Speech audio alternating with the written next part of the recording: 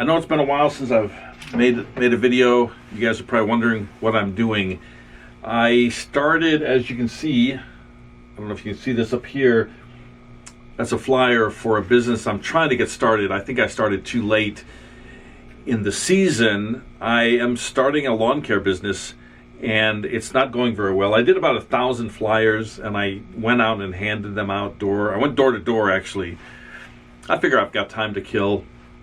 And I went out canvassing the area, knocking on doors, handing out flyers, and I did about 1,000 of these, and I didn't get even one response. Nobody said they wanted to hire me. I just started too late. Everybody has people they're already working with. So what I'm going to do is when the spring rolls around, I'm going to start handing out flyers again. So that's kind of what I'm doing. I still have all my equipment. I'm still doing the vending machine business. I've lost a lot of locations. Because of COVID, a lot of businesses have shut down. A lot of places are moving, they're consolidating. They might have 2 branches, maybe one in Dallas and one in Fort Worth, and they just want one location because they don't have as many employees or they don't have to pay as much rent. I have a friend in Boise, and every now and then he gets me to go up there and look for locations for him and help him build a route. I have mentioned this in other videos. He pays for the trip. He's got a lot of money. His dad died and left him a bunch of money. So money's not really the issue. He's just bored. He wants something to do. And I have found that when I go out knocking on doors, people still are fine letting me put vending machines in their location. And I thought COVID would be stopping that from happening. I thought because of COVID, people would say, no, don't put your vending machine. I think people just want to help. They want to help out other small business owners.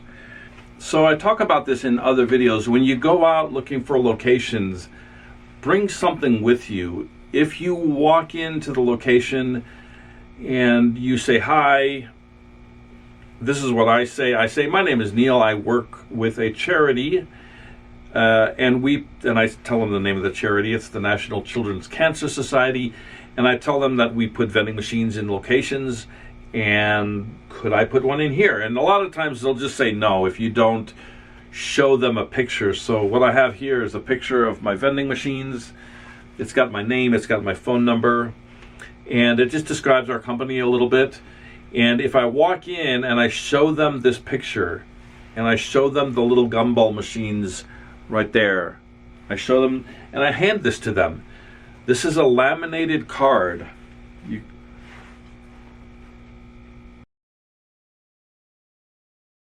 And this is my flyer that I've made for the lawn care, and it's just a piece of thin paper, thin cardstock. It's thinner than a greeting. It's thinner than a business card, and I put a rubber band on it so I can hang it from a doorknob.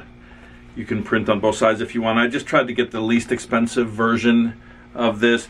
But if you hand someone this card with your vending machine information on it and it's looking like this is a throwaway item. If someone throws it away, that's what it's meant to be. That's what it's made for. It's made to be thrown away, okay? If you hand them something that looks like this on this kind of paper and it doesn't have a lamination on it, they will keep it. They won't bring it back. In other words, if you walk in and you show the cashier this card, they might take it and run off to the back and show the manager, and the manager will just toss it in the trash can, and when the cashier comes back, she won't have your information. You can go and print up a bunch of these cards. They're going to cost you maybe 30 cents a piece or 25 cents a piece. Maybe a little less expensive if it's smaller, but this is full color, so it's going to be maybe 15, 16 cents a piece. And you can print out a bunch of flyers like this, but honestly, I've done it before and I only got one response. I think I made $300 worth of flyers at one time. I have this laminated. I walk in, I show them the picture of the vending machine, and I say, hi, my name is Neil. I work with this charity. We put vending machines like this in places just like this, and I'm asking, can I put one in your store? That's all I say. I don't say anything more than that. I don't try to make it complicated. I want it to be quick. I want it to be short, to the point. I'm showing them a picture of what it's going to look like in their store. It's a little machine. It's going to sit there right there by the side, by the door, by the window, or whatever. And they can decide right away, even after they see the machine, they're already thinking in their head, oh, I know what this is about. It's about a vending machine. Do I want it? Yes or no? They're thinking that while you're talking, you know. If you walk in and you don't show them a photograph, you know what they're thinking? When you say the word vending machine, they think of the big ones. The big Coke machines, the big snack machines. And as soon as you say, I want to put one in here, they're going to say, no. They might say, yeah. I don't know. They might say, yeah. But they're thinking to themselves, we don't have room for a big Coke machine. It's about the size of a refrigerator. We don't have a plug-in for the electricity. So the answer is no. And if you then decide to tell them, well, it's a short little machine, it's you put a quarter in, it's, you know, for a handful of candy, they may say to themselves, I already said the word no. I'm not going to change my mind. I'm just going to stick with that word. It's easier. It's easier than changing my mind. It's easier than me saying, well, I said no, and now I'm saying yeah. Okay, so more than likely they're going to say no. If you show them a picture of what you're doing right off the bat, they're not thinking of the big Coke machines. They still may say no, and 9 out of 10 people will say no, and 1 out of 10 will say yes. I'm still doing the vending business, and I'm trying to find something else to be doing. I'm selling things on eBay. I am doing that.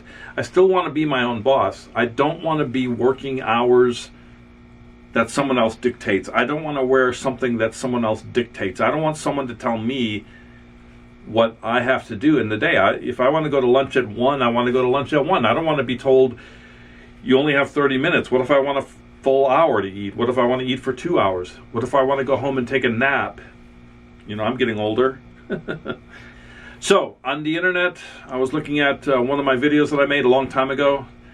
Every now and then, your YouTube channel, if it's synced up to your email account, it'll send you an email and it'll say, look at your stats. You know, look at how many people have looked at your videos lately. And I'm surprised because people are still coming to my channel, watching my videos. I kind of felt like maybe the COVID would kind of stop that from happening, but people are still watching my videos. I'm very thankful. Thank you guys for watching my videos. Thank you for your feedback. And even though I apologize if I can't give feedback. I have over 100 videos on one channel. I have like 6 channels on eBay.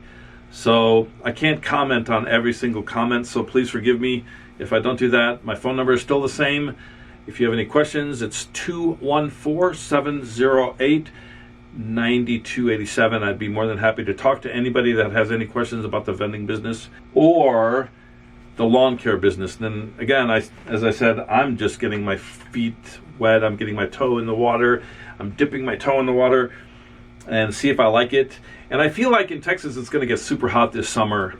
We're having still a warm winter. It's already December 13th or whatever it is. December 11th or 12th or something like that, and it's still 75, 80 degrees outside. And I have a feeling because it's going to be a warm winter, we're going to have a very hot summer. Starting a lawn care business in the hot summer, of Texas might be something I wish I didn't do. I have done some lawn care. I work on my dad's property, and I kind of enjoy it. It's very therapeutic. It's kind of, it's kind of relaxing to get out and, make something look presentable and make something look pretty when it once was kind of shaggy looking. So there's some kind of enjoyment for me. I don't know if I'm going to enjoy it 8 hours a day or 10 hours a day or whatever. I've heard the money's good, so I still want to check it out and see if I can do it. But anyway, I was on YouTube. One guy was talking about how he went out and he got 2 locations. Okay, let me tell you this story. He put a little story, and he said that he went out and he got 2 locations, and now he's waiting for his vending machine to come in. He ordered a vending machine. Let me tell you the order that he went in. He went out and got the 2 locations. Now, if they're friends and they're the people that own the business where he's going to put the machine, that might be a different story. But if you go out and you take one of these flyers with you and you go out and knock on doors and they say yes to you, can I come in? Can I put a vending machine in here? Here's the charity that I work for. Can I put a vending machine in here? If they say yes, you don't want a lot of time to go by before or between the time that they say yes and the time that you put in the vending machine. If 1 week goes by, okay, many things can happen in a week. If 1 week goes by or a few days go by, let's say they say yes, you can put a vending machine in here, and then 5 days go by or a week goes by, and then you bring the machine in, they may go, oh, we've wondered where you are, we've wondered what you were up to, we were wondering what took so long, we changed our mind. Okay? Or the person who says yes, maybe they got fired, and the next person that came in to take their place, maybe they said, no, we don't want that. We've had it before. Another, I used to work in a location that had one. We constantly had to be sweeping up after the kids that spilled the candy on the floor.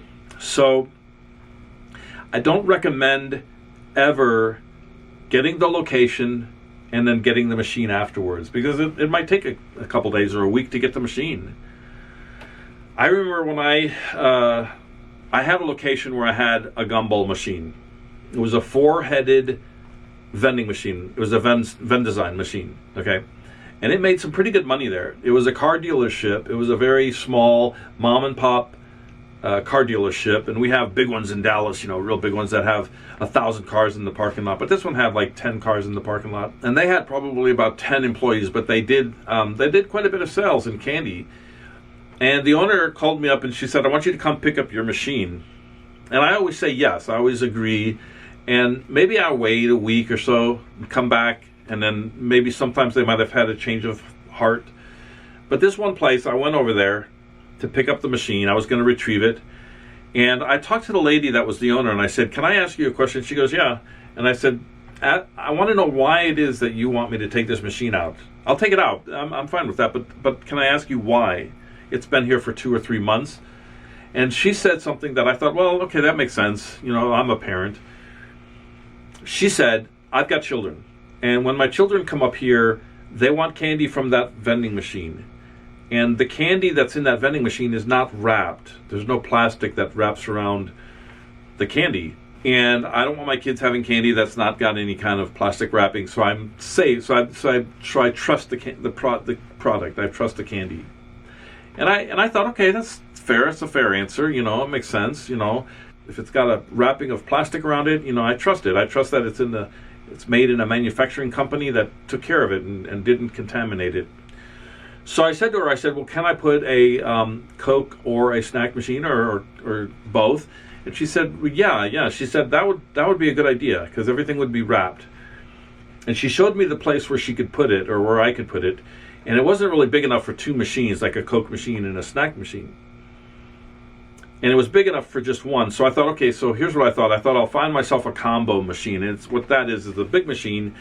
And on top, you've got the snacks, and on the bottom, you've the sodas, So it's just one machine.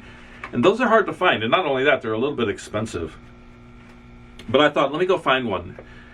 And then I thought to myself, this might be a way for me to get into that business, that line of work, which is Cokes and snacks, Coke machines, snack machines, and maybe fade out of the Gumball business, the Gumball machine business, right?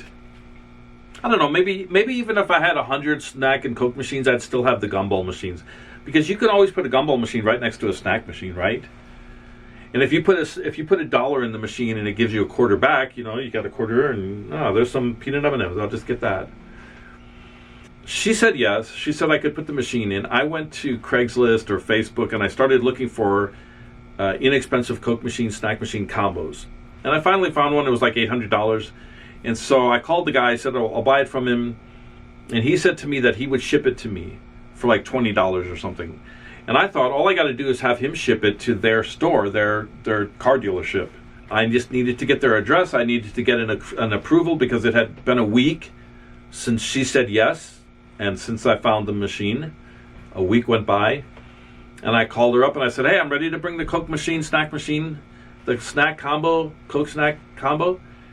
And you know what she said? She said, "Nah, we changed our minds." So in a way, I'm glad I didn't buy that machine.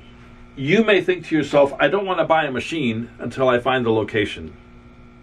So I'm going to find the location, and that will encourage me to buy the machine. But again, if time goes by, you may lose the location. If you buy the machine, trust me, you will be motivated to find the location. If you buy a little Gumball machine, I guarantee you go out and you knock on 10 doors. You go out and knock on 10 businesses, and you'll get one of those businesses to say yes. It might be the first one. And then you go knock on 18 businesses, and then you get the second location. But still, the average is about 1 location per 10. Another thing that I would like to share with you guys if you're just getting started is put a business card on the inside of the machine, okay? Now, or a card with your phone number and your name, like the name of your company and a phone number. Go get some business cards, and they're not really for you to pass out. You can pass them out if you want. I don't want to ever tell anybody what you have to do. You don't have to listen to me. You don't have to take my advice at all. I heard someone once say that an idea is like a fish. Imagine you're in a boat, right? Imagine you're in a boat, you're going up the river or down the river, and you're dragging a fishing net in the water, and you pull the fishing net into the boat, and there's all this fish, right? You have hundreds of fish. And you search through the fish, and you find there's one that's really small, and maybe you know a little bit about that fish. It has the red stripe or whatever, and you know you've eaten it before. It's very bitter. What do? You just throw it back, right? You throw it back in the river. Are you going to bitch about it? Are you going to complain about it? Are you going to get upset? Are you going to get angry that this fish came into your boat? No, you're just going to toss it back. So ideas are like fish. If you don't like my ideas, just toss them back, throw them back in the river. Maybe in a year, when you drag the net through the water again and that fish comes back into the boat, maybe it's going to be bigger and it's going to be tastier and it's going to be sweeter. Or you can sell it at market and you'll make a lot of money. So sometimes the little fish that are bitter now, maybe in a year, that same idea that comes back into your world might taste better then. As I said earlier, I don't like to hand people flyers that they can keep with them. They won't call you back. I laminate this because I want them to know that I want this back. It's not for you. It's not for you to keep. It's laminated so I can wipe off the fingerprints and all of that. The same with business cards.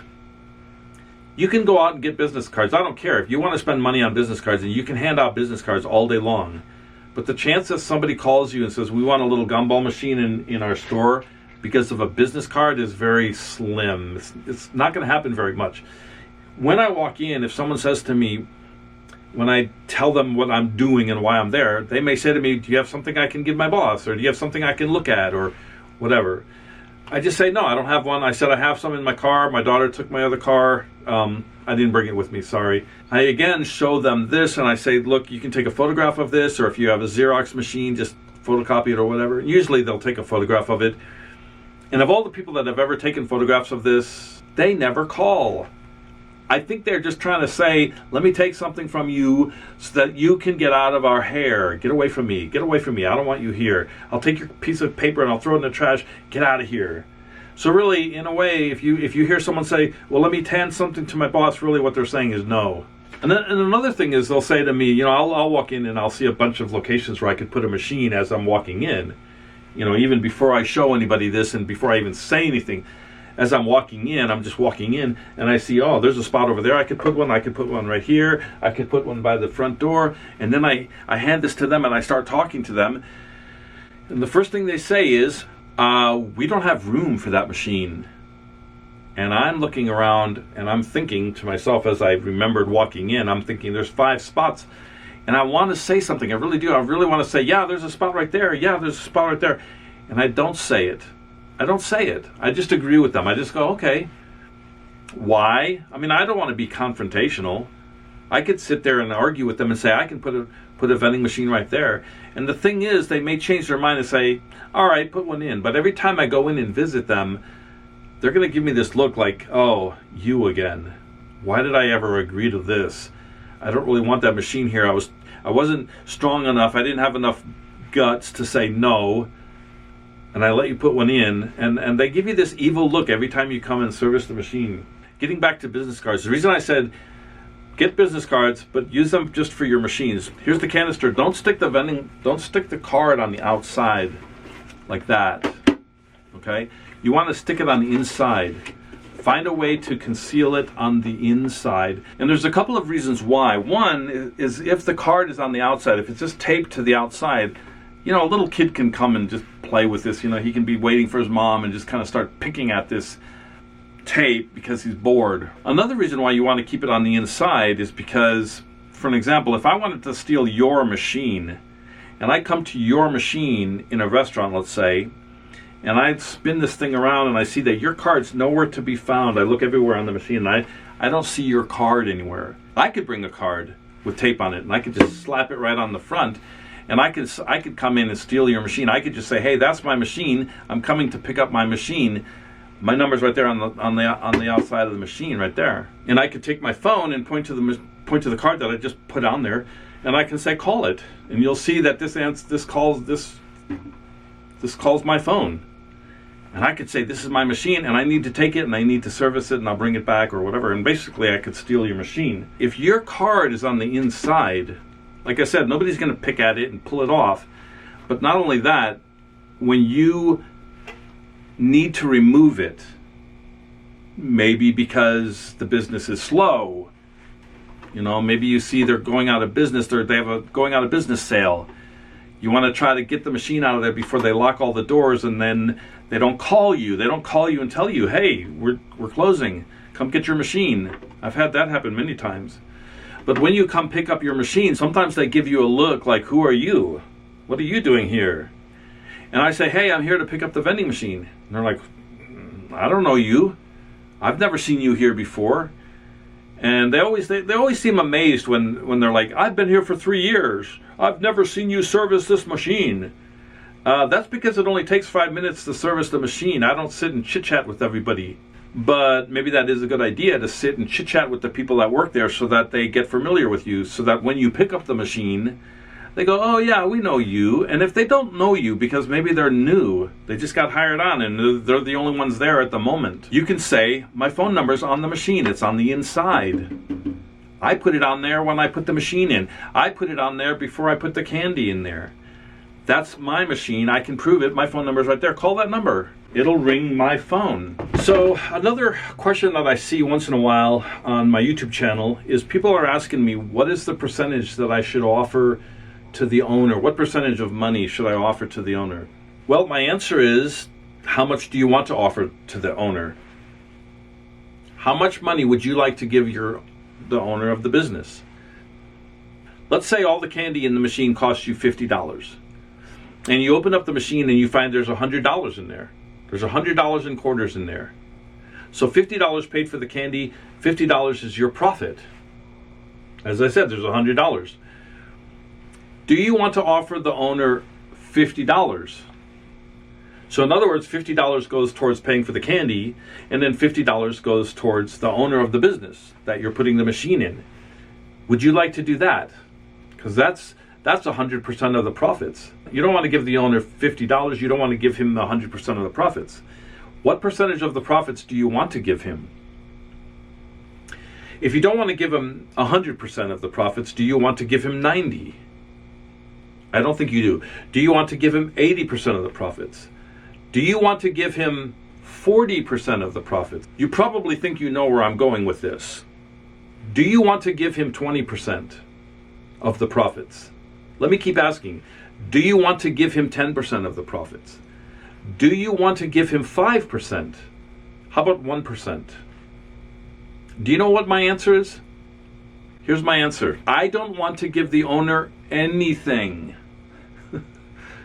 I'm being honest with you. I'll be transparent with you. I don't want to give the owner anything. When I go buy the candy, I don't want to pay for the candy. I want to walk into Sam's and Sam says, here's 50 bags of peanut M&Ms on the house. Have a good day. We'll see you later. That's what I really want. I know they're not going to do that. And I know I may not be able to get a business to say that they don't want any percentage. And 90% or 95% of the businesses, they're fine without giving you any percent. They're fine if you have all the percentage of profits. But there are some companies, there's some business owners, they want a little bit of, a little cut. So what do you offer? Don't offer anything. I've said this before in other videos. Don't offer anything. When you walk in, again, here's your card. This is what I say. Hi, my name is Neil. I work with this charity. We place vending machines just like this in places just like this. Could I put one in here today? And that's all I say. I don't say, can I put one in here today and we'll give you a percentage? No, I don't say that at all. I don't offer a percentage. But if they ask me, that's a different story. Don't offer them anything. If they ask you, they're probably going to start high and you're going to want to start low. As I said, I don't want to offer you any. If I had to offer you something to get into this wonderful location, and what makes it wonderful? A lot of customers, a lot of employees. That makes it a wonderful location. What makes it a wonderful location is people waiting, customers waiting 20 minutes to get like an oil change. If it's a dry cleaner, people come in, drop their clothes off, and they run out. So they're not going to be sitting there for 20 minutes looking at your machine, thinking that they want some candy. They're going to be in a hurry. They're going to run in and run out. So a laundromat is not a good place. A place where you do dry cleaning is not a good place. If it's a place where people are doing their laundry, which is called a laundromat, that would be a great place to go in, to get in there. But you may need to chain the machine up because they don't have employees there all the time. They come in and they unlock the door, people come and go, and those machines could get stolen if they're not bolted down or chained to a chair or something, or another vending machine or something. And if you chain it to a vending machine, you may make the other guy mad that owns the other vending machine that you're chaining your thing to his machine. So maybe a park bench or something, if they have park benches for the customers or something. What do I want to offer? I don't want to offer anything. What if he asks, what percentage is in it for us? They'll say that. They'll say, well, what's in it for us? Okay, what do I want to start at? I want to start at 1%. They may say 50% of the profits. They know you're not going to give them 100% of the profits. But what they want is 100% of the profits. And you want 1% to give to them. Now you got to meet somewhere in between, somewhere that both of you will be happy with. And again, the less likely that they're budging and the more you're moving up and the less they're moving down. And if you move all the way up to what, 70% or 65 or whatever, you may say, no, thank you, I don't want to be here. So they have to come down pretty low. If they're starting at 100 and you're starting at 1, you don't want to go above 33%. What I mean by that is that's 33% of the whole machine. In other words, when you open the machine, if there's $100 inside the machine, you need 3 amounts of money. You want money to pay for your candy, money to pay them, and money for yourself. Let me repeat that. You need money to pay for the candy, you need a percentage to pay them, and you need a percentage to pay your own money that goes in your pocket, which is your profits, okay? And what that turns out to be is about 50% of the gross, okay? I'm sorry, 50% of the profits. In other words, when you pull out the money, you're going to count the money. You're going to figure out how much money you put in. If you put another $50 worth of candy in and there's $150, $50 pays for the candy, $50 pays them their percentage, and $50 goes to you. So don't go more than 33% of the gross. If you don't know what gross is, that just means everything. When you open up the machine, if there's $100 in there, that's the gross. If it cost me $50 to refill it, my profit is $50 and $50 paid for it, but the gross is still $100. So what you're going to give them is 33% of the gross. So if they say to you they want 50%, well, what they're really saying is they want 33% of everything. What they're really saying is I want 50% of the profits. Okay, so try to find a way that 1/3 pays for the candy, 1/3 pays for them, and 1/3 pays for you. The way you do that, I said originally in one of my videos, when you figure out how much candy to give per quarter, make sure you double your investment. If the bag of candy costs $1 that you put inside here, and then you come back and it's empty, the canister is empty, there should be 8 quarters in the machine. That's what I tell everybody. Try to double your investment. In the case when they're asking for 50% of the profits, which again, like I said, is 30% of gross, 33% of gross, you're going to have to give less candy to the customer. What happens is you're going to lower your sales because people are going to see that they're not getting very much candy per quarter, so they may not come back to the machine. And you can tell the owner that, the owner of the business where you're trying to get the machine.